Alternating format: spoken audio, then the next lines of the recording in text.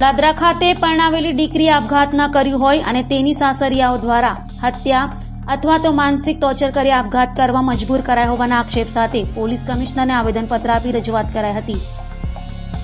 Surat police commissioner કચેરીએ પહોંચેલા વિવેક કાતરિયા સહિતનાઓએ આપેલા આવેદનપત્રમાં જણાવ્યું હતું કે ગોડાદરા ખાતે રહેતા સંજય હડિયા સાથે તેમની બહેનના લગ્ન થયા હતા। જો કે તેણે થોડા દિવસ અગાઉ આપઘાત કરી લીધો હતો, પરંતુ પિયર પક્ષને સાસરિયાઓ દ્વારા પરિણીતાની હત્યા કરી હોવાની અથવા તો માનસિક ટોર્ચર કરી આપઘાત કરવા મજબૂર કરી હોવાના આક્ષેપો કરાયા છે।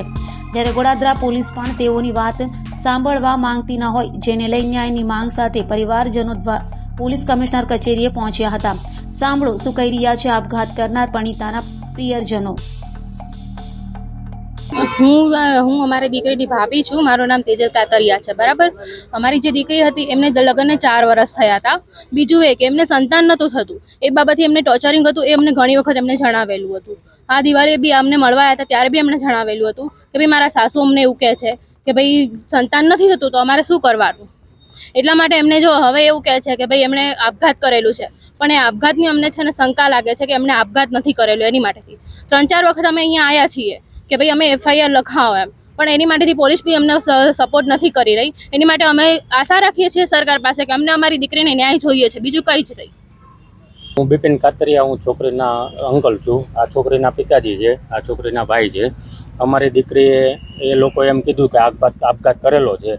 અમે લોકો ત્યાં પહોંચ્યા ત્યારે છોકરીને એને નીચે ઉતારી લીધી હતી અને 108ને ફોન કરેલો, પણ અમે ત્યાં ગયા એટલે અમને આ કેસમાં કાંઈ શંકા લાગે છે કે કાંઈ અજુગતું બનેલું છે।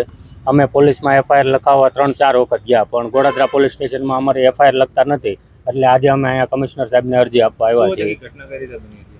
હવે અમને તો કાંઈ ખ્યાલ નથી ત્યાં શું બન્યું હોય એ, પણ છોકરીએ આપઘાત કરેલો એવો ત્યાંથી ફોન આવેલો એટલે અમે ત્યાં ગયા તો એ લોકોએ છોકરીને નીચે ઉતારી અને બેડ પર સુવડાવી દીધી હતી।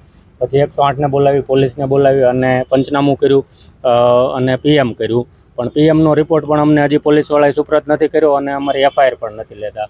અમને સરકાર પાસે એક જ આશા છે કે અમને ન્યાય મળે। અમે ગરીબ માણસો છીએ, આ છોકરીના પપ્પા છે અને અમારી એકને એક છોકરી હતી એ તો આજે જતી રહી છે, એટલે અમારે ન્યાય જોઈએ છે। શું શંકા લાગે તમને?